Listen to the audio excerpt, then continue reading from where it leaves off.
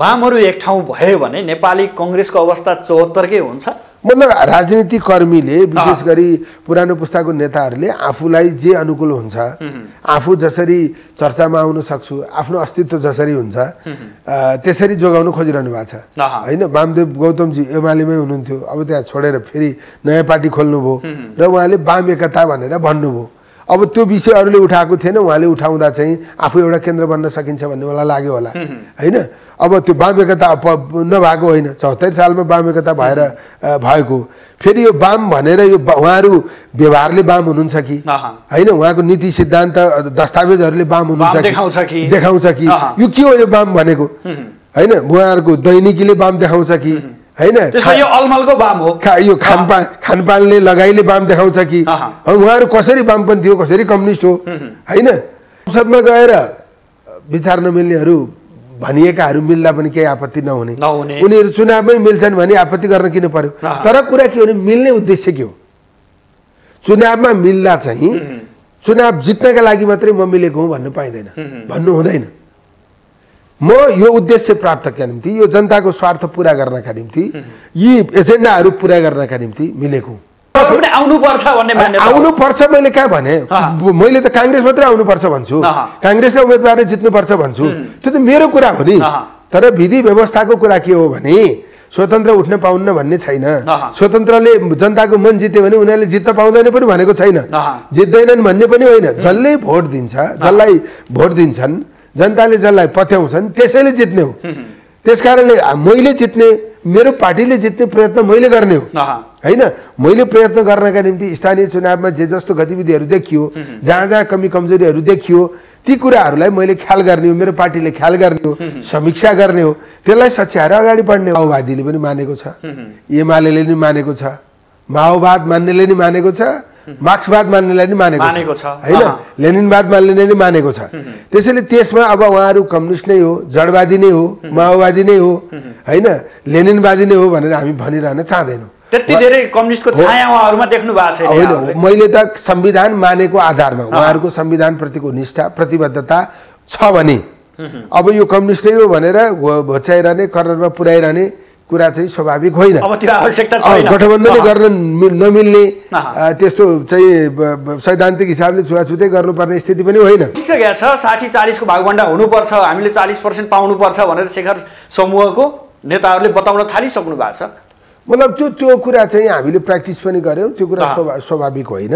विधि व्यवस्थाभित्र बसेर नेतृत्वले काम गर्नुपर्छ, पार्टी पूर्ण रूपमा विधानसम्मत ढङ्गबाट चल्नुपर्छ हैन। पार्टीका आन्तरिक जीवनलाई व्यवस्थित गर्नका निम्ति हामीले चाहिँ नेतृत्वले सबैलाई समेट्ने अथवा चाहिँ अवसर प्रदान गर्ने, विधि उल्लङ्घन नगर्ने हैन। निर्वाचनमा कांग्रेस पार्टीलाई कसरी अगाडि बढाउन सकिन्छ, राष्ट्रिय मुद्दाका बारेमा स्पष्ट दृष्टिकोण निर्माण गर्न कसरी सकिन्छ, अस्पष्टता जे विषयमा छ त्यसलाई अन्त्य कसरी गर्न सकिन्छ, आजको दिनमा हामीले भनिरहेका मुख्य विषयहरू लोकतान्त्रिक समाजवादको परिभाषा कसरी गर्न सकिन्छ, विदेश नीतिका सन्दर्भमा हामी अझ थप स्पष्ट कसरी हुन सक्छौं, राष्ट्रियताका मामिलामा अझ बढी चाहिँ आक्रामक अथवा अझ बढी प्रभावकारी कसरी हुन सक्छौं, यो विषयहरूमा चाहिँ पार्टीको दृष्टिकोण प्रस्ट्याउने र विधि व्यवस्थाभित्र बसेर पार्टीलाई अगाडि लाने चाहिँ मुख्य विषय हो भन्ने लाग्छ। पार्टी सञ्चालनमा परिवर्तनको महसुस चाहिँ गराउन सक्नुपर्छ, किनभने अपेक्षा गरिएको नेतृत्वले अपेक्षा अनुसार काम गर्न सकेन भने झन् निराशा बढेर जान्छ, पछिल्लो पुस्ता पनि उस्तै रहेछ भन्ने खालको त्यस्तो परिस्थिति बन्न सक्छ। त्यसकारण हामी सहयोग पुर्याउन तयार छौं, सहयोग गर्न तयार छौं। केही दिन ढिलो भएको कुरा चाहिँ पार्टीको आन्तरिक जीवनको विषय हो, तर चाहिँ अब गरिनुपर्छ।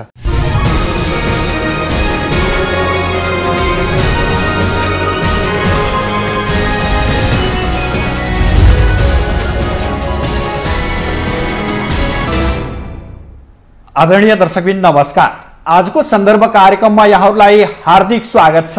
म सुदर्शन आचार्य। दर्शकबिन, आजको सन्दर्भमा आज हामी नेपाली कांग्रेसका युवा नेता प्रदीप पौडेललाई अतिथिको रूपमा स्टुडियोमा निम्त्याएका छौं। विशेष गरी नेपाली कांग्रेसले आफ्नो 14औं महाधिवेशन सम्पन्न गरेको 6 महिना भित्र पार्टीका केन्द्रीय कमिटीहरूलाई पूर्णता दिने भनेर बताइरहेको थियो। यद्यपि नेपाली कङ्ग्रेसको विधानमा पनि 6 महिनाभित्र पार्टीका केन्द्रीय कमिटीहरूलाई पूर्णता दिइसक्नुपर्ने उल्लेख छ। तर नेपाली कङ्ग्रेस अलमलमै छ। नेपाली कङ्ग्रेसले आफ्नो आन्तरिक जीवनलाई तदारुकताका साथ अगाडि बढाउन सकिरहेको छैन। सत्ताको नेतृत्व समेत गरिरहेको नेपाली कङ्ग्रेसले आफ्नो नीति अधिवेशन समेत गर्न सकिरहेको छैन भने आगामी 27 गतेलाई केन्द्रीय कार्य समिति बैठक बोलाएको छ। यद्यपि त्यो बैठकमा स्थानीय तह निर्वाचनको समीक्षा हुने भनेर बताइएको छ। यति धेरै किचलो नेपाली कङ्ग्रेसमा फेरि किन देखिँदैछ? पदाधिकारीहरूमा नयाँ अनुहार आएसँगै निकै अपेक्षाकृत रूपमा नेपाली कङ्ग्रेसका शुभेच्छुक र नेपाली कङ्ग्रेसप्रति आस्थावान कार्यकर्ताहरूले निकै ठुलो आश र भरोसा गरेका थिए। यद्यपि ती नयाँ अनुहारले पनि नेपाली कङ्ग्रेसलाई जोस र जागरका साथ अगाडि बढाउन भने सकिरहेका छैनन्। काङ्ग्रेसभित्र गुटगट प्रविधि अझै पनि हाबी छ। विशेष गरी शेखर कोइराला पक्षले काठमाडौँमा भेला गरेर सभापति शेरबहादुर देउवालाई दबाब दिने र पार्टीका विधि विधान र नीति नियमहरूमा सभापति शेरबहादुर देउवालाई चुस्त तरिकाले अगाडि बढ्नको लागि खबरदारी गर्ने भनेर निर्णय गर्दै गर्दा आखिरमा नेपाली कङ्ग्रेसको आन्तरिक जीवन कस्तो छ र नेपाली कङ्ग्रेसले आगामी सङ्घ र प्रदेशको निर्वाचनका लागि कस्तो किसिमको मोडालिटी बनाएर अगाडि बढ्नु जरुरी छ, यिनै विषयको पेरिफेरीमा रहेर बहस गर्नेछौँ। आउनुहोस् आजका अतिथिलाई स्वागत गर। यहाँलाई स्वागत छ माउन्टेन टेलिभिजन। महाधिवेशन सम्पन्न भएको पनि 6 महिना पुरा भयो, तर नेपाली कङ्ग्रेसको आन्तरिक जीवनमा त्यति सन्तुष्टि देखिएन। नेपाली कङ्ग्रेसको आन्तरिक जीवन त्यति सफल रूपमा अगाडि बढ्न सकेन, किन? मतलब यो महाधिवेशन पछि चाहिँ आम रूपमा कार्यशैली परिवर्तनको अपेक्षा गरिएको थियो। अब अलिकति नयाँ ढङ्गबाट जान्छ, परम्परागत विषयहरूलाई परिवर्तन गरेर अगाडि बढ्छ, अलि विधि व्यवस्थालाई कडाइका साथ कार्यान्वयन गरिन्छ, आन्तरिक लोकतन्त्र एकदमै सुदृढ हुने स्थितिमा पुग्छ भन्ने एक खालको आशा अपेक्षा थियो। अब त्यो अपेक्षा नै टुट्यो भन्ने चाहिँ होइन, तर त्यो जसरी सुरु हुनुपर्ने थियो त्यो भइसकेको अवस्था चाहिँ छैन। अब यसमा चाहिँ के कुरा छ भने स्थानीय तहको निर्वाचनको तयारीका कारणले आन्तरिक विषयहरू कतिपय निर्णय गरिसक्नुपर्ने विषयहरू बाँकी रहेको स्थिति छ। अब ती निर्णय गरिसक्नुपर्ने विषयहरू 6 महिनाभित्र सबै समितिहरू गठन गर्नुपर्ने, सबै विभागहरूले अन्य चाहिँ तहका सबै समितिहरूले पूर्णता पाउनुपर्ने जुन हाम्रो व्यवस्था हो त्यो चाहिँ केही दिन कटेको छ। र पनि यो हाम्रो पार्टीको आन्तरिक विषय भएका कारणले चाहिँ निर्वाचन मुखमा थियो, त्यसकारण केही ढिलो भयो भन्ने हिसाबबाट बुझ्न सकिन्छ। तर अब पनि तत्काल गरिएन, फेरि पनि ढिलो भयो, फेरि पनि अपूर्ण नै रह्यो भने चाहिँ त्यो चाहिँ समस्या हुन्छ। 28वटा विभागहरू यत्तिकै छन्, केन्द्रीय कमिटीले पूर्णता पाउन सकिरहेको अवस्था छैन, भातृ र शुभेच्छुक संस्थाहरू पनि त्यही अवस्थामा छन्। असार 27 गते केन्द्रीय कार्य समितिको बैठक बोलाइएको छ, स्थानीय तह निर्वाचनको समीक्षा गर्ने भनिएको छ। कतै पार्टीको नेतृत्व तह सत्ताप्रति अलि बढी झुकाव राख्दा यो अवस्था सिर्जना भएको हो कि नेपाली कङ्ग्रेसमा? मतलब त्यसमा त प्रश्न छ। अब अधिवेशन भएपछि हामी स्थानीय तहको निर्वाचनमा लाग्यौँ, त्यसको तयारीमा हामी अगाडि बढ्यौँ। अब त्यसकारण पार्टीले त्यतातिर प्राथमिकता दिएको कारणले पार्टीका आन्तरिक छलफलहरू हुन सकेनन्, तयारीहरू हुन सकेन, त्यसैले ती समितिहरू बनेन भन्ने एउटा परिस्थिति छ। तर अब कस्तो भने यो त आवधिक निर्वाचनको व्यवस्था हो, त्यसैले निर्वाचन पनि हुँदै गर्छ, निर्वाचनको तयारी पनि गर्दै गर्ने, सँगसँगै पार्टीका आन्तरिक जीवनका कामहरू पनि अगाडि बढाउने यो हाम्रो सँगसँगै हुनुपर्ने हो। फेरि पार्टीका समितिहरू अपूर्ण हुँदै गर्दा निर्वाचनको तयारी पनि पुरा भएको मानिँदैन हैन। अब पार्टीको सम्पूर्ण संरचनाहरू व्यवस्थित भए पूर्ण भए भने चाहिँ निर्वाचनलाई सहयोग पुग्छ।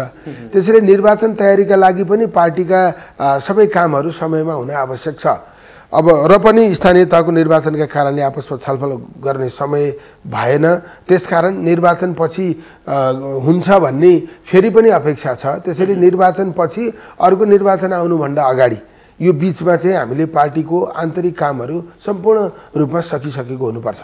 अब जहाँसम्म निर्वाचनको समीक्षाको विषय छ, निर्वाचनसँग सम्बन्धित एउटा उपसमितिको संयोजक म पनि थिएँ। हामीले करिब आजभन्दा 1 महिना अगाडि नै चाहिँ 20-25 दिन अगाडि नै त्यो समितिको तर्फबाट प्रतिवेदन बुझाइसकेका छौँ। काङ्ग्रेसले कति ठाउँमा जित्यो, कोसँग कसरी तालमेल गर्यो, काङ्ग्रेसले जितेको प्रतिशत कति हो हैन, तालमेल गर्दा हामीलाई कति उपलब्धि हासिल भयो, पार्टीका कमजोरीहरू के हुन्, त्यसलाई कसरी सुधार गर्नुपर्छ, आगामी दिनमा गठबन्धन गर्दा पनि कस्ता कुराहरूलाई प्राथमिकतामा राख्नुपर्छ, हामीले साङ्गठनिक सुधारका विषयहरू के हुन्, त्यो सबै कुरा हामीले प्रतिवेदनमा उल्लेख गरेर दिएका छौँ। त्यसैले अब त्यो प्रतिवेदन कार्यान्वयन गर्ने प्रक्रियामा केन्द्रीय समिति गयो भने अब चाहिँ बढी उपयुक्त हुन्छ। समीक्षा भनेको हामीले यसरी भनौँ, नेतृत्व अपेक्षाकृत रूपमा अगाडि बढ्न सकेन भनौँ। मलाई अहिले त्यसरी नै नेतृत्वको मूल्याङ्कन गरिहाल्ने बेला भइसकेको छैन हैन।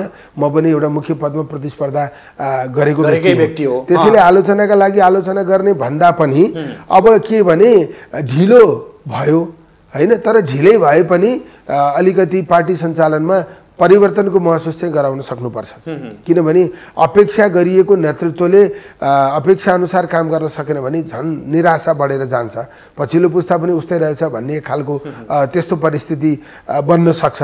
त्यसकारण हामी सहयोग पुर्याउन तयार छौँ, सहयोग गर्न तयार छौँ। केही दिन ढिलो भएको कुरा चाहिँ पार्टीको आन्तरिक जीवनको विषय हो, तर चाहिँ अब गरिनुपर्छ। अब तत्काल असार मसान्तसम्म यी सबै समितिहरूले पूर्णता प्राप्त गर्नुपर्छ, चाहिँ मनोनित गर्नुपर्ने, सबै मनोनयन गर्नुपर्ने, सबै तहका समितिहरूमा मनोनयन गरिसक्नुपर्छ। अन्य जति पनि विषयहरू छन्, विभागका विषय चाहिँ तहगत समितिकाहरूका विषय चाहिँ यी सबै विषयको काम चाहिँ यो असार मसान्तभित्र पुरा गर्नुपर्छ। सभापति यानि कि शेरबहादुर देउबाको अलि बढी प्रभाव परेकै कारण पदाधिकारीहरूले पनि आफू अनुकूल अथवा पार्टीको विधि विधान अनुसार काम गर्न सकेनन् भन्ने कोणबाट हेऱ्यो भने कस्तो हुन्छ? मतलब कुनै कुरा हुन नसक्दा त्यसको बाध्यता के थियो, समस्या के थियो भनेर खोतल्दा एउटा न एउटा कुरा भेटिन्छ। तर कुरा के हो भने पार्टीको जीवनसँग जोडिएको विषय हो। त्यसैले हामी भित्र अब फेरि हामीलाई अरू कसै कुनै दलसँग तुलना गर्दा अझै पनि हामी बेटर छौँ होला हैन। अब तुलनात्मक हिसाबले हामी अगाडि नै छौँ होला, तर हामी पूर्ण रूपमा सचिएको, पूर्ण रूपमा सशक्त भएको, प्रभावकारिता बढाएको स्थिति निर्माण गर्नका निम्ति कतैबाट पनि प्रश्न उठ्ने स्थिति हुनु हुँदैन। त्यसको निम्ति चाहिँ काम प्रक्रिया अगाडि बढ्ने भनेको चाहिँ हाम्रो विधानले जुन तहका व्यक्तिलाई जे जिम्मेवारी दिएको छ त्यो जिम्मेवारी समयमा पुरा गर्ने। शीर्ष नेतृत्व हाबी हुँदा पदाधिकारीहरू ओझेलमा परेका हुन् कि होइन? शीर्ष नेतृत्व भन्दा पनि मतलब वैधानिक व्यवस्था जे छ त्यो व्यवस्था मुताबिक हरेक पदमा रहनुभएका नेताहरूले आफ्नो जिम्मेवारी पुरा गर्नुपर्छ हैन। त्यसैले यो कोही रह्यो कसले, अब त्यो त किन भएन भन्दा कारणहरू ती हुन सक्छन्। तर अपेक्षाकृत अनुहारले पनि त्यति साह्रो उत्साह दिन सकेनन् नि। यो त अहिले होइन, अहिले नै उत्साह मरेको, सबै कुरा चाहिँ एकदम असफल भइसकेको, अहिले नै मूल्याङ्कन गर्ने बेला भइसकेको अवस्था चाहिँ होइन। हेर्नुहोस् होइन, अब यो 6 महिना त्यो पनि बिचमा निर्वाचन थियो। त्यसैले त्यो निर्वाचनको तयारीका कारणले कतिपय कुराहरू समयमा हुन सक्ने स्थिति पनि भएन होला। त्यसकारणले यो मै भए पनि के गर्थेँ भन्ने ढङ्गबाट सोच्दा चाहिँ हामीले कि निर्वाचन अगाडि नै यी कुराहरू सम्पन्न गरिसकेको हुनुपर्थ्यो।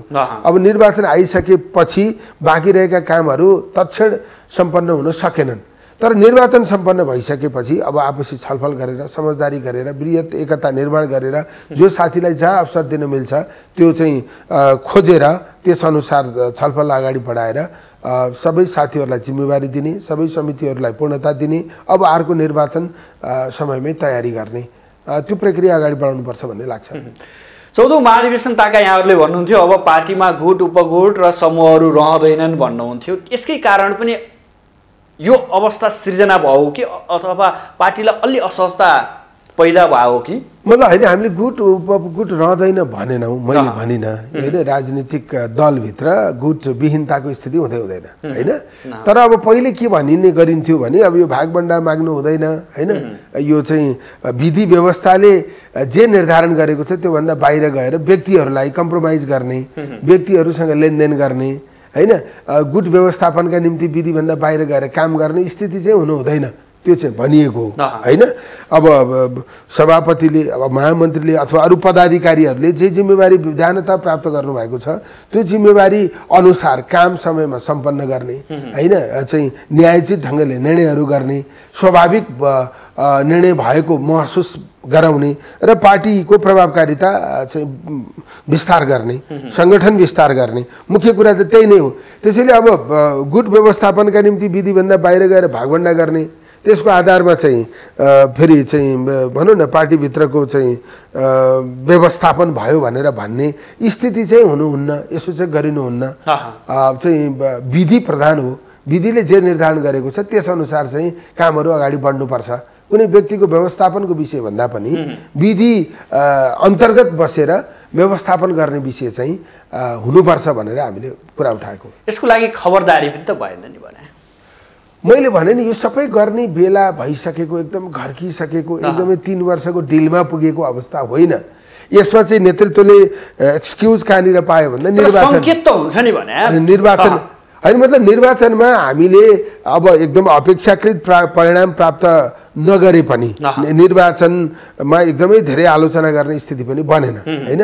हामीले चाहिँ सबै पदहरूमा बढी जित्यौँ, प्रमुख, उपप्रमुख, वडा अध्यक्ष, वडा सदस्य सबै पदमा हामीले बढी जित्यौँ। अनि वडा अध्यक्षले प्राप्त गरेको मतको आधारमा भन्ने हो भने लोकप्रिय मत पनि हामीले बढी प्राप्त गऱ्यौँ होइन। हामीले 37-38% भन्दा ज्यादा मत यो निर्वाचनमा प्राप्त गरेको स्थिति छ, त्यो अघिल्लो निर्वाचनको भन्दा बढी मत हो होइन। त्यस कारणले चाहिँ हामीले पहिला 2100 वडा अध्यक्ष जितेका थियौँ, अहिले करिब 2900 वडा अध्यक्ष जिते, के अरे 2600 वडा अध्यक्ष जितेको स्थिति छ। त्यस कारणले चाहिँ निर्वाचनको परिणामले हामीलाई केही अगाडि देखाएको छ। त्यसो गर्दा चाहिँ अब नेतृत्वको एकदमै धेरै आलोचना हुने स्थिति चाहिँ बनेको छैन होइन। तर पनि कुरा के हो भने समग्रमा निर्वाचनको अलमलले आन्तरिक जीवनमा अलि असर पार्या हो भनेर भनौँ, उसो भए मतलब भनिराखिएकै यही छ। तर मेरो भनाइ के हो भने निर्वाचन अब फेरि पनि निर्वाचन आउँदैछ, अब निर्वाचन छ भनेर फेरि पनि केही नगर्ने त पार्टीको पूर्णता प्राप्त गर्नुपर्ने समितिहरूले पूर्णता प्राप्त नगर्ने स्थिति हुनु हुँदैन। यो पार्टीका सबै समितिहरू चलायमान भयो भने, भातृ सङ्गठनहरू चलायमान भयो भने, पार्टीसँग आबद्ध अरू समितिहरू चलायमान भयो भने निर्वाचनलाई थप सहयोग पुग्छ। हामी चाहिँ आवधिक निर्वाचनका पक्षपातीहरू हौँ। त्यसैले यो निर्वाचनमुखी सङ्गठन हामीले बनाउने हो, निर्वाचन जित्न सजिलो हुने सङ्गठन हामीले निर्माण गर्ने हो। पार्टीको सङ्गठन नै निर्वाचनका लागि हो। त्यसकारण निर्वाचन छ भनेर निर्वाचन देखाएर पार्टीका आन्तरिक जीवनमा गर्नुपर्ने काम नगर्ने स्थिति हुनु हुँदैन। निर्वाचनकै लागि झन् पहिले यो कामहरू गर्नुपर्छ। त्यसकारण अब के छ भने एउटा निर्वाचन सम्पन्न भयो, त्यो निर्वाचनमा काङ्ग्रेसले अग्रता हासिल गर्यो, योभन्दा धेरै जित्नु पर्थ्यो होला, अपेक्षा धेरै थियो। तर पनि काङ्ग्रेस चाहिँ पहिलो पार्टी सबै पक्षमा भयो होइन। अब चाहिँ के भने अर्को निर्वाचनको तयारीभन्दा अगाडि हामीले पार्टीका सम्पूर्ण कामहरू सम्पन्न गरिसक्नुपर्छ। त्यो चाहिँ विधि व्यवस्थाभित्र बसेर साथीहरूसँग सहमति खोजेर बृहत एकताको सन्देश जाने गरी अब सबै समितिहरूले पूर्णता दिने परिस्थिति बनाउनु पर्छ। तपाईँले यसो भन्दै गर्दा शेखर पक्षको आन्तरिक छलफल, आन्तरिक बैठक सुरु भइसकेका छ। उहाँहरूले विशेष गरी हाम्रो नेतृत्व यानि कि सभापति देउबाले पार्टीलाई सही ट्र्याकबाट हिँडाल्न सक्नु भएन भन्ने उहाँहरूको मुख्य ध्येय छ। अब एक किसिमको दबाब उहाँहरूले सिर्जना गर्दै गर्दा सभापति देउबाले यसलाई अब तीव्र रूपमा अगाडि बढाउनुहुन्छ अथवा देउबाले नसुन्ने प्रवृत्ति हाबी हुँदैछ नेपाली कङ्ग्रेसमा? मतलब अब भएका कुरा भयो र नभएका कुरा भएनन् भनेर भन्ने कुरा चाहिँ स्वाभाविकै हो होइन। अब चाहिँ पार्टी नेतृत्वसँग त्यो अपेक्षा गर्ने अथवा चाहिँ भनौँ न पार्टीभित्रकै अपोजिसनले नेतृत्वले गरेका कमी कमजोरीहरूलाई औँल्याउने यो चाहिँ हाम्रो यो व्यवस्था यो प्रचलित चाहिँ सन्दर्भमा अस्वाभाविक हो, अस्वाभाविक रूपमा लिनुपर्ने आवश्यकता छैन। तर कुरा के हो भने मलाई लाग्छ निर्वाचनको सन्दर्भमा सभापतिले टिकट वितरणदेखि लिएर अरू कुरामा सहमति नै गर्न खोजेको होइन, सँगसँगै लिएर जान खोजेको, यद्यपि कतिपय कुराहरू विधि व्यवस्थाभन्दा बाहिर गएर पनि भएको स्थिति छ होइन। अब सबै विधि व्यवस्थाभित्रै बसेर काम हुनुपर्छ भनेर भन्न खोजिएको भने त त्यो कुरा त्यही बेलामा उठाउनु पर्थ्यो होइन। अब यो अहिले फेरि चाहिँ भनौँ न आफ्नो उपस्थिति हुनुपर्छ भन्नका लागि भनिएको हो भने त्यसको पनि कुनै अर्थ छैन। उसो भनिदिनुहोस् न, शेखर समूहको यो बैठक अथवा यो भेला यो निष्कर्ष र यहाँको दृष्टिकोण के छ त्यसमाथि? होइन मतलब मैले अहिले ठ्याक्कै त्यो यसै हो भनेर भन्न सक्ने स्थिति छैन। मैले भेलामा के कुरा उठ्यो, कहाँ भेला भयो, त्यसका विषयहरू के थिए, म त्यो कुरा पनि म धेरै अपडेट छैन। मैले खालि चाहिँ के आग्रह गर्न खोजेको हो भने दबाब दिनेले पनि विधि व्यवस्थाभित्र बसेर सभापतिले पदाधिकारीले काम गर्नु पर्यो भनेर दबाब दिन आवश्यक छ। त्यो स्वाभाविक पनि हो, त्यो स्वाभाविक पनि हो। तर चाहिँ विधि व्यवस्था एकातिर पन्छाउने आफ्नो उपस्थिति मात्रै खोज्न खोजिएको हो भने त यो त परम्परागतै भयो, यसमा त नयाँ कुरा त केही पनि भएन होइन। त्यसैले चाहिँ पार्टीलाई ट्र्याकमा ल्याउने, विधि व्यवस्थाबाट काम गर्ने, एकदम आम चाहिँ भनौँ न सहभागितामा निर्णयहरू गर्ने स्थिति निर्माण गर्ने हो भने त्यही अनुसारको दबाब दिन जरुरी छ। यो गठन भयो, त्यसमा मेरो मान्छे परेन, म आउन सकिनँ भनेर चाहिँ भागभण्डाकै दृष्टिकोणबाट उठिसकेको छ। 60-40 को भागभण्डा हुनुपर्छ, हामीले 40% पाउनुपर्छ भनेर शेखर समूहको नेताहरूले बताउन थालिसक्नु भएको छ। मतलब त्यो कुरा चाहिँ हामीले प्र्याक्टिस पनि गऱ्यौँ, त्यो कुरा स्वाभाविक होइन। विधि व्यवस्थाभित्र बसेर नेतृत्वले काम गर्नुपर्छ, पार्टी पूर्ण रूपमा विधानसम्मत ढङ्गबाट चल्नुपर्छ होइन। पार्टीका आन्तरिक जीवनलाई व्यवस्थित गर्नका निम्ति हामीले चाहिँ नेतृत्वले सबैलाई समेट्ने अथवा चाहिँ अवसर प्रदान गर्ने, विधि उल्लङ्घन नगर्ने होइन। निर्वाचनमा काङ्ग्रेस पार्टीलाई कसरी अगाडि बढाउन सकिन्छ, राष्ट्रिय मुद्दाका बारेमा स्पष्ट दृष्टिकोण निर्माण गर्न कसरी सकिन्छ, अस्पष्टता जे विषयमा छ त्यसलाई अन्त्य कसरी गर्न सकिन्छ, आजको दिनमा हामीले भनिरहेका मुख्य विषयहरू लोकतान्त्रिक समाजवादको परिभाषा कसरी गर्न सकिन्छ, विदेश नीतिका सन्दर्भमा हामी अझ थप स्पष्ट कसरी हुन सक्छौँ, राष्ट्रियताका मामिलामा अझ बढी चाहिँ आक्रामक अथवा अझ बढी प्रभावकारी कसरी हुन सक्छौँ, यो विषयहरूमा चाहिँ पार्टीको दृष्टिकोण प्रस्ट्याउने र विधि व्यवस्थाभित्र बसेर पार्टीलाई अगाडि लाने चाहिँ मुख्य विषय हो भन्ने लाग्छ। तपाईँले यसो भन्नुहुन्छ, तर आम जनताको अधिकांश व्यक्तिहरूको धारणा के छ भने सभापति शेरबहादुर देउवा न सत्तामा सफल भए न पार्टीमा सफल भए भनेर विश्लेषण गर्न थालिसकेका छन्। अनि मतलब त्यस्तो असफलताको के अरे मानक के हो त्यो एउटा विषय हुनसक्छ होइन। सत्तामा गइसकेपछि आलोचना टिका टिप्पणीका विषयहरू पनि आउँछन्, आइरहेका पनि छन्। तर यो सरकारसँग धेरै ठुलो अपेक्षा गर्ने स्थिति होइन। यो चाहिँ अपरझट होइन गठबन्धनबाट बनेको सरकार हो, यसले दीर्घकालीन प्रभाव पर्ने एकदम नयाँ विषयहरू ल्याउन सक्दैन। दैनिक जनजीविकाका सवालहरूमा सरकारले आफ्नो प्रभावकारिता बढाउनुपर्छ। जस्तै यो महँगी नियन्त्रण होइन, महँगी नियन्त्रणको सन्दर्भमा समयमा मल उपलब्ध गराउने विषयमा यत्रो धेरै बाढी पहिरो गइरहेको छ, त्यसमा राहत उपलब्ध गराउने, दैवी प्रकोप उद्धार कार्यहरू अगाडि बढाउने लगायतका विषयहरूमा सरकारले आफ्नो प्रभावकारिता बढाउन जरुरी छ। तर सरकार चुक्यो, यहीँनेर चुकिरहेको छ।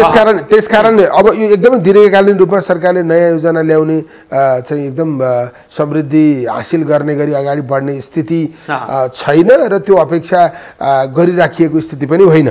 अब जहाँसम्म पार्टीको सन्दर्भमा हेर्ने हो भने निर्वाचनको कोणबाट निर्वाचनमा आएको परिणामको आधारमा भन्ने हो भने नेतृत्व एकदमै असफल भएको भनेर भन्न मिल्ने स्थिति छैन। हामीले सच्याउनु पर्ने थुप्रै विषयहरू छन्, थुप्रै कमी कमजोरीहरू हामीले चाहिँ सच्याउनु पर्छ हैन। आगामी दिनमा हामीले प्रभावकारिता बढाउनका निम्ति नयाँ खालको रणनीति अख्तियार गर्न आवश्यक छ। पार्टीभित्र आवश्यक समय सापेक्ष रणनीति र कमी कमजोरीहरूलाई सच्याएको भए अझ हामीले योभन्दा राम्रो परिणाम ल्याउन सक्थ्यौँ, तर नराम्रो परिणाम आएको स्थिति छैन। अब भनिदिनुहोस् न, यहाँले असन्तुष्ट हुने ठाउँ छैन स्थानीय तहको निर्वाचनको नतिजाले नेपाली कङ्ग्रेसलाई भनेर यहाँले भन्दै गर्दा हामीहरूले कसलाई साथमा लिएर हिँडिरहेका छौँ र त्यसले दीर्घकालीन रूपमा कस्तो प्रभाव पार्छ भन्ने कुराहरू यहाँले विश्लेषण त गर्नु भएको छ नि होइन र भने? मतलब सन्तुष्ट त भइँदैन होइन। अब काङ्ग्रेसले 400 सिटभन्दा बढी ल्याउनु पर्थ्यो, प्रमुख त्योभन्दा बढी जित्नु पर्थ्यो, अब त्यो अपेक्षा पनि हो। त्यसैले सन्तुष्टि असन्तुष्टिको विषय भन्दा पनि निर्वाचनमा सबै तहमा हामी पहिलो भएको कारणले, सबै पदहरूमा हामी पहिलो भएको कारणले, लोकप्रिय मतमा पनि हामी पहिलो भएको कारणले नेतृत्वलाई असफल भनेर आलोचना गर्ने, टिका टिप्पणी गर्ने परिस्थिति बनेन। लोकप्रिय मतमा एमाले दाबी गरे जस्तो होइन उसो भए? होइन, वडाध्यक्षले एमाले वडाध्यक्षमा जति मत प्राप्त गरेको छ, नेपाली कङ्ग्रेसले वडाध्यक्षमा 1,76,000 बढी मत प्राप्त गरेको छ। यद्यपि काङ्ग्रेसले भन्दा बढी वडाध्यक्ष एमाले उठाएको छ होइन। त्यसैले लोकप्रिय मतमा पनि काङ्ग्रेसले अगाडि छ। अब कोसँग मिलेर गर्नुभयो भन्ने सन्दर्भमा हामीले 43% स्थानमा मात्रै गठबन्धन गरेको हो हैन। त नेपाली कङ्ग्रेसले गठबन्धनसँग जोडिएर 43%मा गरे हो, सहित 57% हामी एक्लै लड्यौँ हैन। 43% पालिकाको प्रमुख र उपप्रमुखमा गठबन्धन गरेको हो। वडाध्यक्ष त्यही भित्र पनि वडाध्यक्ष 15%मा पनि भएको छैन हैन। हामीले चाहिँ 5 दलीय गठबन्धन त्यहाँभित्र सीमित गरेको होइन। अब जहाँ हामी बलियो थियौँ त्यहाँ हामी आफै लडेको, जहाँ हामी कमजोर थियौँ गठबन्धनका अरू पनि जहाँ कमजोर थिए, कमजोर भएको ठाउँमा एक आपसमा मिलेर हामीहरू चुनाव लडेको। अब यो हाम्रो नेपाली राजनीतिमा त संस्कृति बढेकै छ हैन। अब हामी त बरु राजनीतिक दलसँग मिल्यौँ, एमाले त व्यक्तिसँग पनि मिलेर गठबन्धन गरेको छ। त्यसकारणले चाहिँ गठबन्धनले यो निर्वाचनमा नेपाली कङ्ग्रेसलाई घाटा गर्यो भनेर भन्न मिल्दैन। बढी फाइदा अरूलाई भयो होला, तर हामीलाई पनि बेफाइदा भएको छैन। कारण के मैले त्यसमा जोड्न खोजेको कुरा के हो भने हामीले बलियो ठाउँमा गठबन्धन गरेका होइनौँ, हामीले कमजोर ठाउँमा गठबन्धन गरेका हौँ। कमजोर ठाउँमा गठबन्धन नगरेको भए त जित हासिल गर्न सकिँदैन थियो। गठबन्धन भएको कारणले हामीले जित हासिल गऱ्यौँ, तर त्यो गठबन्धन पनि कसिलो हुन सकेन, असाध्यै धेरै फितलो भयो होइन। एकदमै चाहिँ प्रभावकारी पनि बन्न सकेन हैन। त्यसकारणले चाहिँ प्रभावकारी कसिलो गठबन्धन भएको भए अझ योभन्दा ज्यादा जित्ने स्थिति बन्थ्यो। यही जुन स्थानीय तहमा हामीले जुन प्रकारको गठबन्धन गऱ्यौँ त्यसले पार्टीलाई घाटा पुर्याएको अवस्था चाहिँ छैन। भन्छन् क्या सत्ता प्राप्तिको लागि अथवा सत्तामा गठजोड गर्नु ठिक हो, तर जनतासँग जनमत लिने कुरामा पनि गठजोड गरेर जानु आफ्नै पार्टीको नीति विधि सिद्धान्त भुल्दै जानु हो भनेर त्यसरी कङ्ग्रेसलाई विश्लेषण गरेको छ। मतलब यो विषयमा मलाई के लाग्छ भने अब नीति विधि सिद्धान्तमा अन्तर छ भन्ने मलाई लाग्दैन। मुख्य कुरा संविधान हो हैन।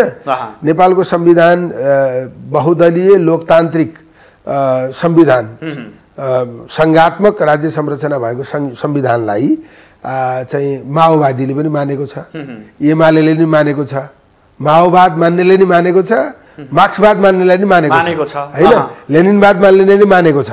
त्यसैले त्यसमा अब उहाँहरू कम्युनिस्ट नै हो, जडवादी नै हो, माओवादी नै हो हैन, लेनिनवादी नै हो भनेर हामी भनिरहन चाहदैनौँ। त्यति धेरै कम्युनिस्टको छाया उहाँहरुमा देख्नु भएको छैन होइन। मैले त संविधान मानेको आधारमा उहाँहरूको संविधान प्रतिको निष्ठा प्रतिबद्धता छ भने अब यो कम्युनिस्ट नै हो भनेर भच्याइरहने कर्नरमा पुर्याइरहने कुरा चाहिँ स्वाभाविक होइन। अब त्यो आवश्यकता छैन, गठबन्धनै गर्न नमिल्ने त्यस्तो चाहिँ सैद्धान्तिक हिसाबले छुवाछुतै गर्नुपर्ने स्थिति पनि होइन हैन।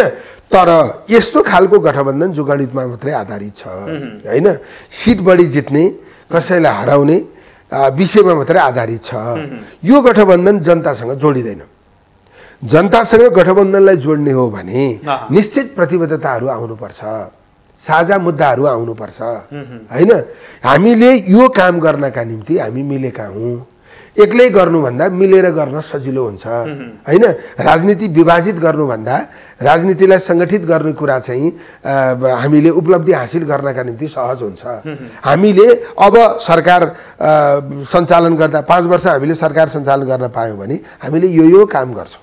जनताका खास मुद्दालाई एजेन्डा बनाएर। तर यहाँहरूले अङ्कगणित मात्रै देखाइरहनु भएको छ त। होइन, मतलब यो त स्थानीय तहको निर्वाचन हो। स्थानीय तहकै निर्वाचनमा पनि हामीले अलिकति साझा एजेन्डाहरू निर्माण गरेर जान सक्दा त्यो गठबन्धन जनमुखी हुन सक्थ्यो। तर खासमा यी स्थानीय तहका समस्याहरू फरक हुन्छन्। केन्द्रीय तहमा हामीले साझा मुद्दा बनाएर जान सकिन्थ्यो, त्यो एउटा त्रुटि भयो हैन। तर अब चाहिँ के हो भने अब त सङ्घीय निर्वाचन हुने हो, प्रदेशको निर्वाचन हुने हो, नीति निर्माण गर्ने तहको निर्वाचन हुने हो, कानुन बनाउने तहको निर्वाचन हुने हो, अथवा देश सञ्चालन गर्ने तहको निर्वाचन हुने हो। त्यो निर्वाचनमा हामीले खास एजेन्डाहरू हामीले प्रस्तुत गर्न सक्नुपर्छ।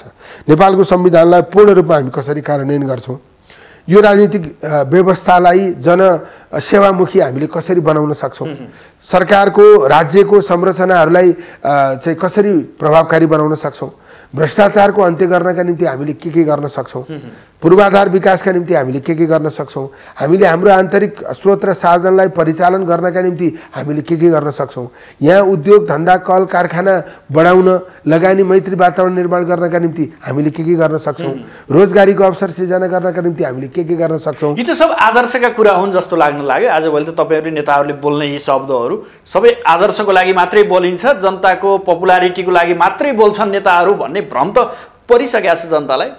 होइन, यी नउठेका विषयहरू होइनन्। यिनै विषयमा हाम्रो बिचमा प्रतिस्पर्धा छ। यी विषय जसले व्यक्त गर्छ अथवा जसले यी विषयहरू ल्याउँछ, अहिले त ल्याएर मात्रै हुँदैन, कसरी पुरा गर्छ।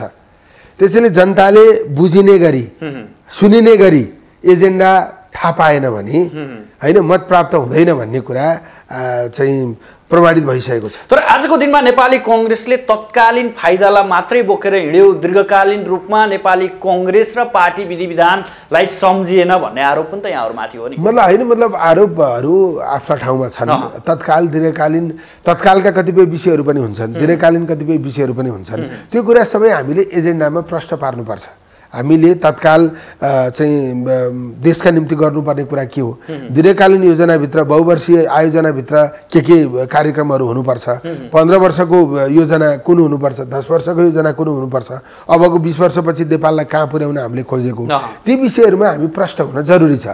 यो पटकको स्थानीयताको निर्वाचनले जसको भाषा राम्ररी बुझियो, जसले आफ्ना कुरा बढी गरिदियो, त्यसले चुनाव जितेको स्थिति छ हैन। त्यसकारण हामीले यो चुनावमा मुद्दालाई प्रतिस्पर्धा गराउने हो हैन, व्यक्तिलाई होइन। व्यक्तिले बोकेको मुद्दा अथवा व्यक्ति उम्मेदवार बन्छ, तर त्यो उम्मेदवार चाहिँ दल नै बन्ने हो। त्यो दलले प्रस्तुत गरेका मुद्दाको आधारमा प्रतिस्पर्धा हुने हो। त्यो खालको अभ्यास हाम्रो विकसित हुने स्थिति बनेको छ। यो व्यवस्थाको सबभन्दा सुन्दर पक्ष के हो भने जनताले रुचाएको मान्छे मात्रै निर्वाचित हुन्छ। 30 वर्ष अगाडिदेखि मैले काम गरिरहेको छु हैन। मलाई 30 दिन अगाडि आएर कसैले जित्छ भने मैले जित्न दिनुपर्छ। यो व्यवस्थाको सुन्दरता हो। त्यसैले अहिले जनतालाई बुझिने गरी जसले भन्न सक्छ, जनताका खास विषयहरू सही ढङ्गले जसले उठान गर्न सक्छ हैन, चाहिँ जनताका एजेन्डाहरू समसामयिक विषयहरूलाई उठान गर्न सक्ने दल अथवा व्यक्तिले मात्रै निर्वाचन जित्ने परिस्थिति बनेको। जसरी अपवित्र गठबन्धन भन्ने छ नि, त्यो होइन उसो भए। मतलब गठबन्धन आफैमा अपवित्र त्यो बेलामा हुन्छ जो बेला यो संविधान मान्ने र नमान्ने बिचमा गठबन्धन हुन्छ हैन। गणतन्त्रवादी र राजावादीमा गठबन्धन हुन्छ हैन। तपाईको चाहिँ अब यो संविधान मान्ने बिचमा अब तपाईको कि त भन्नु पर्यो इजरायलमा जस्तो 1 वर्षमा 3 पटक चुनाव भए पनि हुन्छ हैन। संसदमा गएर विचार नमिल्नेहरू भनिएकाहरू मिल्दा पनि केही आपत्ति नहुने, उनीहरू चुनावमै मिल्छन् भने आपत्ति गर्न किन पर्यो। तर कुरा के हो भने मिल्ने उद्देश्य के हो? चुनावमा मिल्दा चाहिँ चुनाव जित्नका लागि मात्रै म मिलेको हुँ भन्नु पाइँदैन, भन्नु हुँदैन। म यो उद्देश्य प्राप्तका निम्ति, यो जनताको स्वार्थ पुरा गर्नका निम्ति, यी एजेन्डाहरू पुरा गर्नका निम्ति मिलेको हुँ हैन। म एक्लैले भन्दा हामी मिलेर यो काम गर्न सक्छौँ भनेर प्रश्न एजेन्डा सहित। हुन त 74 सालको निर्वाचनमा एजेन्डा थिए नि त, केपी ओलीज्यूको नेतृत्वमा भएको गठबन्धनमा एजेन्डा थियो। फेरि त्यो एजेन्डा प्रस्तुत गरेर अनि मत लिने सरकारमा गइसकेपछि सबै ढाट्ने कुरा पनि भएन हैन। जनताले अब त्यो तपाईँले अघि नै भन्नुभयो प्रतिबद्धता गर्ने कुरा मात्रैसँग जनताको विश्वास रहेन। अब प्रतिबद्धता व्यक्त गर्ने त्यसलाई कसरी पुरा गर्ने त्यसको तरिका पनि बताउनु पर्यो, त्यसका स्टेप्सहरू पनि बताउनु पर्यो। फर्स्ट स्टेप यो हुन्छ, सेकेन्ड स्टेप यो हुन्छ, थर्ड स्टेप यो हुन्छ भनेर त्यो पुरा गर्ने, त्यो लक्ष्यमा पुग्ने बाटो पनि सँगसँगै चित्तबुझ्दो ढङ्गबाट देखाउन सक्नु पर्यो। उसो भए भनिदिनुहोस्, अब सङ्घ र प्रदेशको निर्वाचनमा पनि तपाईँहरूको यही 5 दलीय गठबन्धन सहयात्रा गर्न तयार हो? मतलब स्थानीय तहको निर्वाचनले गठबन्धनको वातावरण निर्माण गरेको छ, तर स्थानीय तहमा केही ठाउँमा मिल्ने केही ठाउँमा नमिल्ने गरे जस्तो अब गर्न मिल्दैन। सबै ठाउँमा कि मिल्नुपर्छ कि नमिल्नुपर्छ हैन। त्यसैले स्थानीय तहको प्रकृति र यसको प्रकृति असाध्यै फरक छ। अब संसदमा जसले बढी सिट ल्याउँछ सिट संख्याको आधारमा हैसियत देखिन्छ हैन। त्यसैले आफ्नो हैसियत देखाउन पनि बढी सिट दाबी गर्ने स्थिति हुन्छ, स्वाभाविक पनि हो। स्वाभाविक पनि हो, तर अब त्यो निर्वाचनसँग जोडेर त्यो विषयलाई हेर्दा त यहाँ सिट दाबी गर्ने तर तल परिस्थिति नहुने हैन, उसको संगठन पनि नहुने, चुनाव गठबन्धनकै उम्मेदवार भएर पनि नजित्ने स्थिति भयो भने त त्यसको अर्थ पनि रहेन। त्यसैले तलको सन्तुलन हेरेर, तलको परिस्थिति हेरेर चाहिँ गठबन्धन गर्ने, सबैको अस्तित्व कायम गर्ने गरी गठबन्धन गर्ने प्रक्रिया अगाडि बढ्न सक्छ। तर जटिलता के छ भने सिट बाँडफाँड नमिल्न सक्छ, पर्सनालिटीहरूको टसल हुन सक्छ, एउटै क्षेत्रमा फरक फरक पार्टीका अलग अलग पर्सनालिटीहरू हुन सक्नुहुन्छ। त्यसमा कसलाई टिकट दिने, नदिनेलाई के गर्ने हैन, कुन पार्टीलाई दिने, नपाउने पार्टीको कम्पनसेट कसरी गर्ने, यो सबै कुरा चाहिँ असाध्यै अप्ठ्यारो छ।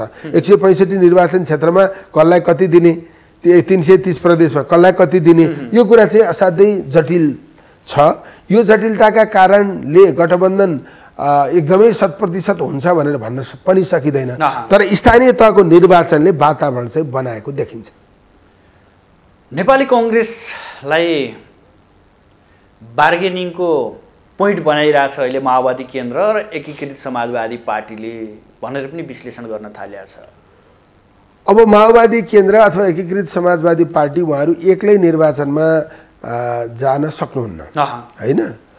अब त्यो उहाँहरू एक्लै निर्वाचनमा जाँदा त्यसो सक्नुहुन्न भन्ने यहाँहरूको दावा हो हैन, मतलब परिस्थिति नै त्यस्तै देखिएको छ, हामीले दाबी गरेर नै परेन। अब उहाँहरू एक्लै निर्वाचनमा जाँदा त हामीलाई नै बढी फाइदा हुन्छ हैन।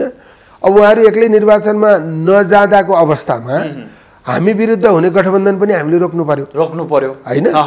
अब त्यो त स्वाभाविक हो हैन। 74 सालमा ओलीजीको नेतृत्वमा गठबन्धन भयो हैन, त्यो गठबन्धनका कारणले उहाँहरू कांग्रेस भन्दा बलियो। अब उहाँहरूलाई बालकोट पठाउने अथवा बालुवाटारमा राख्ने भन्ने प्रसङ्ग रह्यो। मतलब डेफिनेटली अब त्यसमा प्रष्ट भाषा बोल्दा चाहिँ विषय त्यही नै हो। त्यसैले हामी विरुद्ध मोर्चाबन्दी हुने, गठबन्धन हुने कुरालाई पनि रोक्न पर्यो। स्वाभाविक ढङ्गले हुन्छ भने हामीले स्थानीय तहको निर्वाचनमा गठबन्धन गरिसकेका छौँ। अब स्वाभाविक ढङ्गले त्यो गठबन्धन गराउने प्रयत्न गर्नु पर्यो। हामी धेरै अहङ्कारी देखिनु पनि भएन, सबैको अलि बढी सिट दिएर भए पनि सबैको अस्तित्व स्वीकार गरेर अगाडि बढ्नु पर्यो। तर अब यो चुनाव हो, जति पनि मागे पनि दिन्छ भन्ने पनि सोच्नु भएन हैन।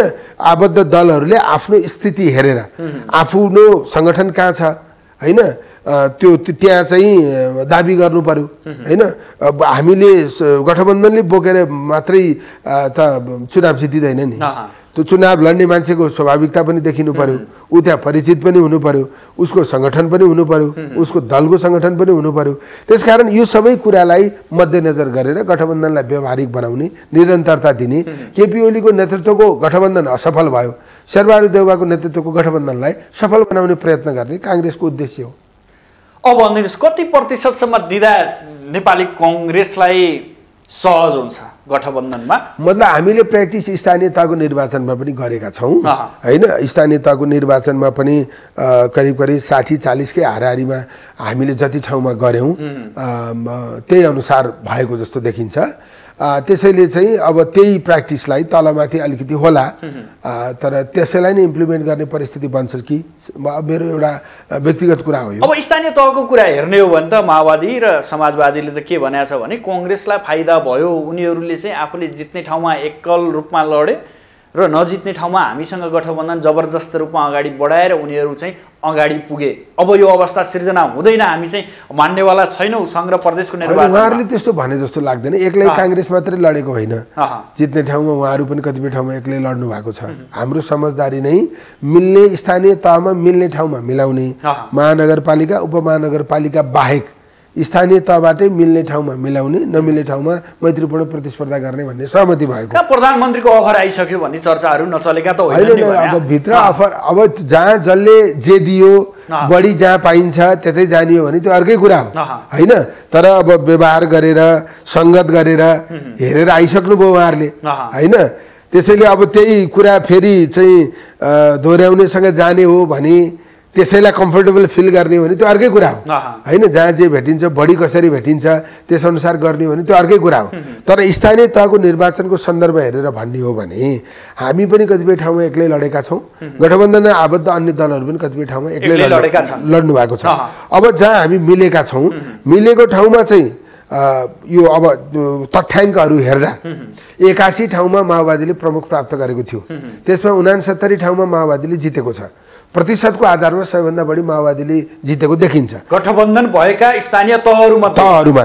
काङ्ग्रेसले 209 ठाउँमा प्रमुख प्राप्त गरेको थियो, त्यो मध्ये 128 ठाउँमा मात्रै जितेको छ। त्यसैले प्रतिशतका आधारमा माओवादीलाई बढी लाभ भएको देखिन्छ। तर कुरा के हो भने त्यो त हामीले समझदारीमै गरेको हो नि होइन। उहाँहरूले गठबन्धन भएपछि पनि त्यसलाई अझ बढी व्यवस्थित गर्नुभयो होला होइन। अब चाहिँ जित हासिल गराउनु भयो, हामीले कतिपय ठाउँमा त्यो गराउन सकेनौँ। त्यो त माओवादीको कमजोरी हो या अर्कोको कमजोरी हो। उहाँहरूले भोट नहालिदिएर हामी हारेको हामी भन्दैनौँ। त्यसैले उहाँहरूले पनि आफू हारेको ठाउँमा त्यसो भयो भने भन्नु, गठबन्धनले गर्दा माओवादी केन्द्रलाई बढी फाइदा भयो भन्ने मैले तपाईँलाई तथ्याङ्क नै प्रस्तुत गरेँ नि। तर मैले भने काङ्ग्रेसलाई पनि बेफाइदा भएको छैन, समाजवादीलाई पनि बेफाइदा भएको छैन।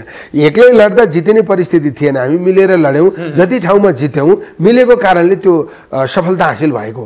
त्यसैले त्यो गठबन्धनले कसैलाई बेफाइदा भएको छैन। तर अब उनी गठबन्धनको सन्दर्भमा चाहिँ लेनदेन मिल्नु पर्यो, बाँडफाँड मिल्नु पर्यो, स्वाभाविकता देखिनु पर्यो, जित्ने गरी अगाडि बढ्नु पर्यो र सँगसँगै साझा एजेन्डा पनि निर्माण गर्नु पर्यो। त्यसो भयो भने परिस्थिति गठबन्धनको पक्षमा हुन सक्छ भन्ने मलाई लाग्छ। अब हेरौँ न, वामदेव गौतमले वाम एकता अभियान सुरु गर्नु भएको छ। वामहरू एक ठाउँ भयो भने नेपाली कङ्ग्रेसको अवस्था 74कै हुन्छ। मतलब राजनीतिक कर्मीले, विशेष गरी पुरानो पुस्ताको नेताहरूले आफूलाई जे अनुकूल हुन्छ, आफू जसरी चर्चामा आउन सक्छु, आफ्नो अस्तित्व जसरी हुन्छ त्यसरी जोगाउन खोजिरहनु भएको छ होइन। वामदेव गौतमजी एमालेमै हुनुहुन्थ्यो, अब त्यहाँ छोडेर फेरि नयाँ पार्टी खोल्नुभयो र उहाँले वाम एकता भनेर भन्नुभयो। अब त्यो विषय अरूले उठाएको थिएन, उहाँले उठाउँदा चाहिँ आफू एउटा केन्द्र बन्न सकिन्छ भन्ने मलाई लाग्यो होला होइन। अब त्यो वाम एकता नभएको होइन, 74 सालमा वाम एकता भएर भएको। फेरि यो वाम भनेर यो उहाँहरू व्यवहारले वाम हुनुहुन्छ कि होइन, उहाँको नीति सिद्धान्त दस्तावेजहरूले वाम हुनुहुन्छ देखाउँछ कि यो के हो यो वाम भनेको होइन। उहाँहरूको दैनिकीले वाम देखाउँछ कि होइन, यो खानपानले लगाइले वाम देखाउँछ कि उहाँहरू कसरी वामपन्थी हो, कसरी कम्युनिस्ट हो होइन। त्यस कारणले चाहिँ अब यो आफ्ना विषयहरू प्रस्तुत गर्ने यो जबरजस्त कोसिस मात्रै हो, आफूलाई अस्तित्वमा ल्याउने जबरजस्त कोसिस मात्रै हो होइन। अब त्यो कोसिस कामयाब हुन्न म त्यस्तो ठोकुवा गर्न सक्दिनँ, अझै पनि त्यो भ्रम बाँकी छ होइन। अब त्यो चाहिँ एकदम परम्परावादी कम्युनिस्ट भएर बाँचिरहने, त्यो भ्रम दिइरहने होइन, आफ्नो व्यवहार चरित्र परिस्थिति होइन, त्यो सबै कुरा बदलिसक्यो होइन। यो चाहिँ पुरै त्यो भनौँ न दस्तावेजै बदलिसक्यो, तर त्यो कुरा गर्न नछोड्ने होइन। यो त्यो त्यो त्यो प्रवृत्ति हो भन्ने लाग्छ मलाई। अब अर्को चुनौतीको रूपमा दलहरूको लागि स्वतन्त्र उम्मेदवार पनि देखिँदैछन्, जो स्थानीय तहहरूमा पनि केही सङ्केतको रूपमा देखियो र अब सङ्घ र प्रदेशको रूपमा पनि आउँदैछन्, घोषणा गरिसके कतिपयले। त यो दलहरूप्रतिको वितृष्णाको कारण यसरी स्वतन्त्रहरू हाबी हुने अवस्था सृजना हुँदैछ अथवा? मलाई यस्तो लाग्छ, अब दलहरूप्रतिको वितृष्णा हो भनेर त भन्न मिलेन, किनभने काङ्ग्रेस पार्टी व्यवस्थाप्रतिको वितृष्णा हुन सक्ला, व्यवस्थाप्रतिको नि मिलेन, तपाईहरुका नेतृत्वप्रतिको वितृष्णा हुन सक्ला। यस्तो होला, तपाईको नेपाली काङ्ग्रेस पार्टी सबैमा पहिलो भएको छ। कसरी दलको वितृष्णा भन्नुहुन्छ, कसरी नेतृत्वप्रतिको वितृष्णा भन्नुहुन्छ हैन। तर कुरा के हो भने त्यसो भनेर इग्नोर गर्न मिल्दैन हैन।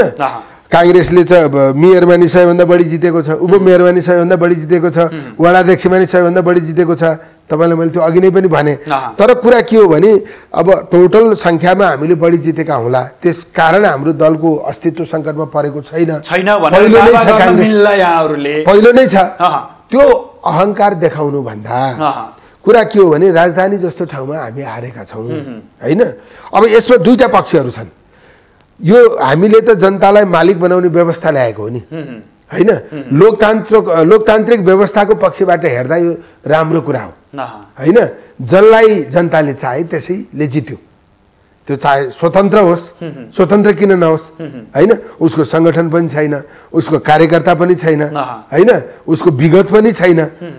आयो निर्वाचनको समयमा आयो, आफ्ना विषयहरू पस्कियो, जनतालाई राम्रोसँग बुझाउन सक्यो हैन, जनतालाई प्रभावित पार्न सक्यो, उसले जित्यो। यो व्यवस्थाको सुन्दरता हो हैन। त्यसैले यहाँ कसैले अहङ्कार देखाउन मिल्दैन। तर कुरा के हो भने एउटा दल, म त कांग्रेस पार्टीको यो राजनीतिक दलका नेताहरूको ओठे जवाब हो अथवा हृदय त म भन्दैछु म नेपाली कांग्रेसको एउटा जिम्मेवार कार्यकर्ता हो। तर कांग्रेसमाथि चाहिँ यो चुनौती हो हैन। एमाले माथि चाहिँ यो चुनौती हो। यो चुनौतीलाई हामीले हार्दिकतापूर्वक स्वीकार गर्नुपर्छ। हामीले सच्चिन बाँकी थुप्रै कुराहरू रहेछ हैन।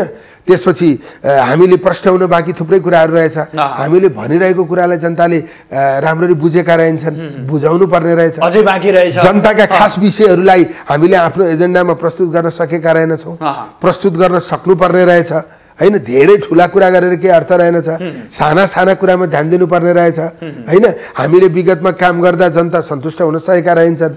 सन्तुष्ट गराउने गरी काम गर्छु भनेर योजना प्रस्तुत गर्ने, योजना कार्यान्वयन गर्ने, ढाँचा प्रस्तुत गर्ने हैन, र खास विषयहरूलाई सम्बोधन गरेर अगाडि जानुपर्ने रहेछ भनेर हामी सच्चिने मौका हामीलाई अहिले प्राप्त भएको छ। थोरै चेत खुलाउने काम भएको छ हैन। मतलब मैले भने मैले एकदम हार्दिकतापूर्वक भनिरहेको छु, यो जितेर त राम्रो भयो। हामीले सच्चिने मौका धेरै नगुमाइकन प्राप्त गर्यौं, धेरै कमजोर नभइकन प्राप्त गर्यौं। पहिलो पार्टी भइकन पनि हामीले सच्चिने ठाउँ देख्यौं। त्यसैले यो कुरालाई सकारात्मक रूपमा लिनुपर्छ। भलै स्थानीय निर्वाचनमा स्वतन्त्रले जित्नु सही पनि होला, र सङ्घ प्रदेश जहाँ कानुन निर्माण हुन्छन्, देशको व्यवस्थाका कुराहरू उठ्छन्, त्यो ठाउँमा स्वतन्त्र उम्मेदवार हाबी हुनु भनेको यो व्यवस्थाप्रति नै थोरै असफलता देखिनु हो भनेर विश्लेषण गरिएको छ नि। होइन नि, यो व्यवस्थाले स्वतन्त्रले जित्नुहुन्न कहाँ भनेको छ हैन। यो व्यवस्था स्वतन्त्रले जितेपछि यो व्यवस्थाप्रतिको प्रहार हो। यो त व्यवस्था विरोधीले भन्ने हो। स्वतन्त्र साथीहरू जो जित्नु भएको छ उहाँले म व्यवस्था विरोधी हुँ, मलाई भोट देऊ भनेर भन्नुभएको छ र? यो संविधान विरोधी हो, मलाई भोट देऊ भनेर भन्नुभएको छ र? हैन। यो व्यवस्था भित्रै उहाँहरू उम्मेदवार भएर लड्नुभयो है। यो व्यवस्था ल्याउन लड्दै नलड्नु भएकाहरूले पनि जित्नु भएको छ नि हैन। त्यसकारण यो व्यवस्था विरोधी भएर उहाँहरूले जित्नु भएको होइन। यो व्यवस्था भित्रको प्रक्रिया भित्रै बसेर उहाँहरूले जित्नु भएको। दलहरूप्रतिको वितृष्णा हो। अब दल यस्तो हो, दलहरूप्रतिको वितृष्णा हो पनि भन्न मिलेन। मैले तपाईँलाई अघि नै भने नि, दल नै पहिलो र दोस्रो भइरहेछन् हैन। अब प्रतिनिधि सभाको चुनावमा स्वतन्त्र उठ्न पाउँदैन भन्ने छैन। प्रतिनिधि सभाको चुनावमा पनि तपाईँले भोटर्सले जसलाई मन पराउँछन् त्यसैलाई भोट दिनु हो, भोट हाल्न पाउँछन्।